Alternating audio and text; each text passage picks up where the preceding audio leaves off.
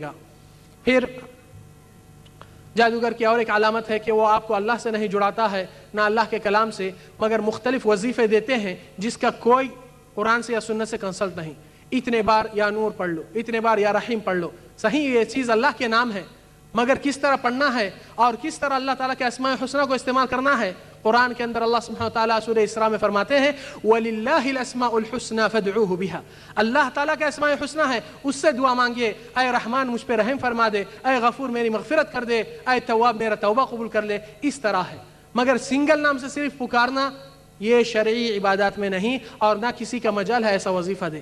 اگر آپ کا نام محمد ہے تو ہم یہ کہیں گے محمد محمد محمد، ارے کہنے والا آدمی شرمندہ ہو جاتا ہے، کہتا ہے بھائی کیا ہے آخر، تو آپ کہیں گے محمد محمد محمد، تو بولو پھر کیا بات ہے۔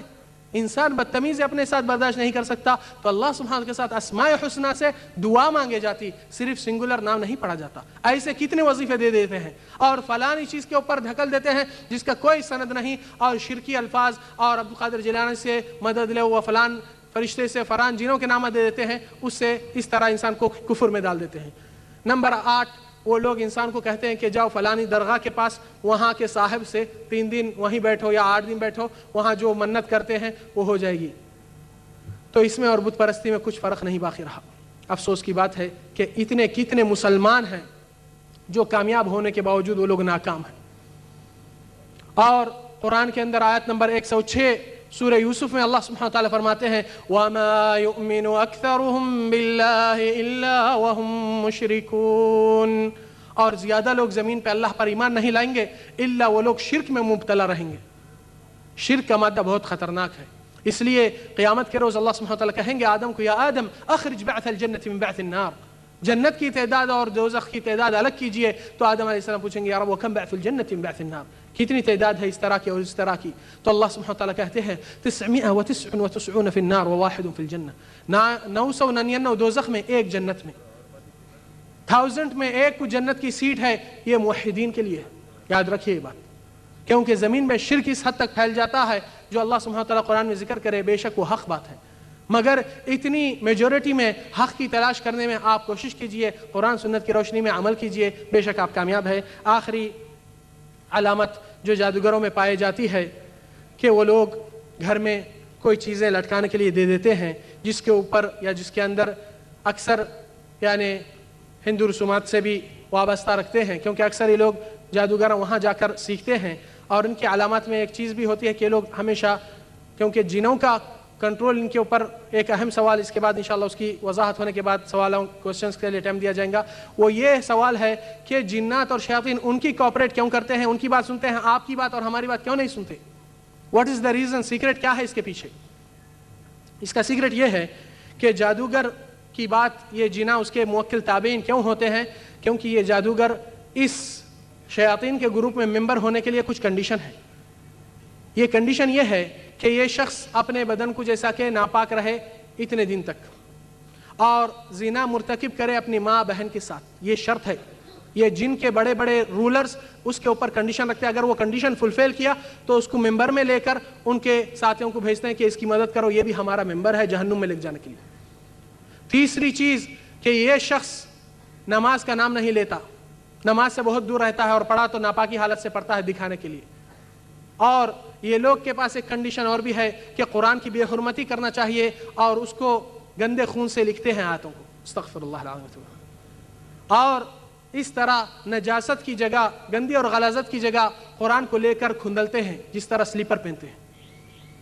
یہ لوگ جب یہ چیزیں فلفل کرتے ہیں تو بڑے شیاطین خوش ہو کر ان کے ساتھیوں کو ان کے لیے مددگار بھیجتے ہیں تاکہ لوگ کا بلیو ان کے اوپر آ جائے، اور یہ لوگ جب 1 منٹ میں ایسا کام کر دیتے ہیں تو کتنے لوگ ان کی ایڈورٹائز کریں گے، ان کے پیچھے چلے جائیں گے۔ حقیقت یہ ہے کہ کفر کا رستہ بہت آسان ہے، مگر ابن القیم ایک بہت پیاری بات فرماتے ہیں کہ حق کا نشان لگنا بہت مشکل کام ہے۔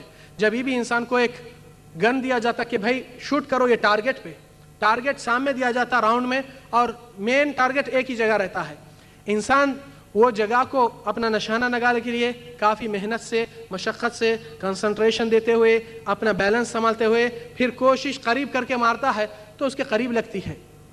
تو ابن القیم کہتے ہیں کہ حق کو تلاش کر کے اس کے اوپر پہنچنا بہت مشکل کام ہے، باریکیوں سے ہوتا ہے، مگر غلط راستے کہیں بھی اڑاؤ، یہاں یہاں یہاں ہر غلط ہے۔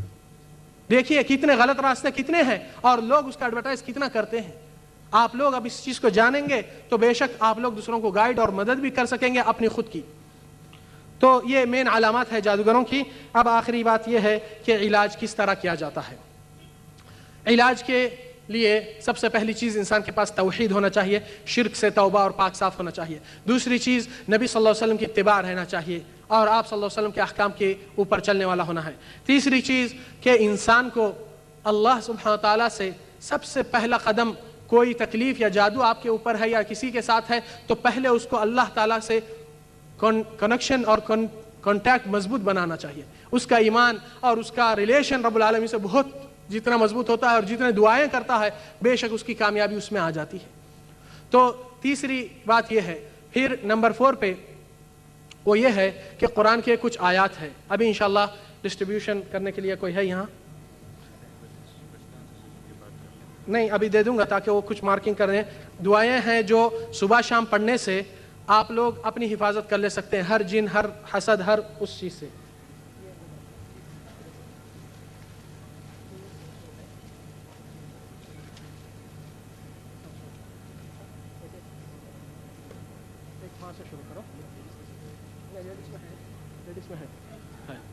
خواتین میں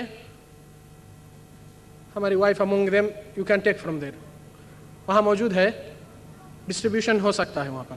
اور یہ صبح شام کے دعائیں ہیں جو نبی صلی اللہ علیہ وسلم فرمائے، اور یہ دعائیں جو ڈسٹریبیوشن ہو رہے ہیں اس کے ساتھ ریفرنس بھی آپ کو مل جاتا ہے کہ آپ صلی اللہ علیہ وسلم ایک ایک دعا اور ایک تعداد اس میں آپ صلی اللہ علیہ وسلم فرما چکے ہیں، اور اس کا ریفرنس آپ کو مل جائے گا کہ حدیث کہاں ملتی ہے، بخاری میں، مسلم میں، ابن ماجہ میں، تو آپ اس کا ریفرنس بھی دیکھ سکتے ہیں۔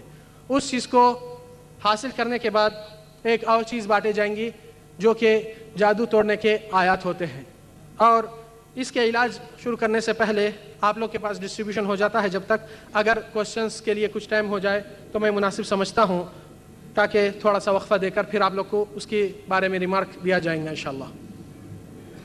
وصلی اللہ وسلم علی نبینا محمد وعلی آلہ وصحبہ وسلم اجمعین۔ سامعین کہ اس کو بڑے اسلوب سے پیش بھی کرتے ہیں، لوگوں کو مطمئن بھی کر دیتے ہیں، پھر بھی پوری بات سمجھنے کے لیے سوال جواب ضروری ہوتا ہے۔ آپ حضرات میں سے جس کو بھی جو کوئی شک ہو اس موضوع کے تحت، جن یا جادوگر کے تحت کوئی بھی ڈاؤٹ ہو تو آپ سوال کر سکتے ہیں۔ عورتوں کے لیے بھی سوال جواب کا حصہ رکھا گیا ہے، وہ بھی سوال کر سکتی ہیں۔ یہ پہلا اردو پروگرام ہے جس میں اتنی تعداد میں لوگ جمع ہوئے ہیں، لیکن میں آپ کو یہ بھی اعلان کروں کہ کل ایک اور ایسا ہی مشہور و معروف 2 شخصیتوں کا بیان ہے، کل صبح 10 بجے، ہفتہ بھی ہے، چھٹی بھی ہے، آپ حضرات شوق سے آ سکتے ہیں اور آنا بھی چاہیے۔ مولانا حافظ الرحمان صاحب عمر آباد، ان کا بیان ہوگا۔ اسی طریقے سے مولانا عبدالعزیز صاحب حیدرآبادی، یہ دونوں مدراس میں بہت دنوں سے دین کے کام کیے ہوئے ہیں، مشہور و معروف ہیں۔ مولانا عبدالعزیز صاحب حیدرآبادی بہت پہلے مدراس بلال ہوٹل میں تفسیر دیا کرتے تھے قرآن کے، اور مولانا حافظ الرحمان صاحب جو عمر آباد کے ہیں، یہ تقریباً کئی سالوں سے یہاں درس قرآن یعنی رمضان میں تفسیر کی وجہ سے مشہور ہیں۔ تو یہ دونوں مشہور شخصیتوں کا بیان کل صبح 10 بجے سے شروع ہوگا۔